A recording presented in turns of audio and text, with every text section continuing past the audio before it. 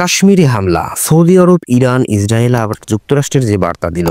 ভারত শাসিত কাশ্মীরে মঙ্গলবারে বন্দুকধারীদের হামলায় অন্তত ২৬ জন নিহত ও ১৭ জন আহত হওয়ার ঘটনায় কড়া প্রতিক্রিয়া জানিয়েছেন বিশ্ব নেতারা। যুক্তরাষ্ট্রের প্রেসিডেন্ট ডোনাল্ড ট্রাম্প থেকে শুরু করে যুক্তরাজ্যের প্রধানমন্ত্রী, ইরান, ইসরায়েল সকলেই ঘটনার তীব্র নিন্দা করে ভারতের পাশে দাঁড়ানোর বার্তা দিয়েছেন।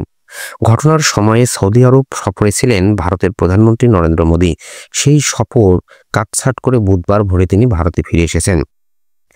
দেশে ফেরার আগেই যুক্তরাষ্ট্রের প্রেসিডেন্ট ডোনাল্ড ট্রাম্পের সঙ্গে মিস্টার মোদির ফোনে কথা হয় বলে জানিয়েছে ভারতের পররাষ্ট্র মন্ত্রণালয়।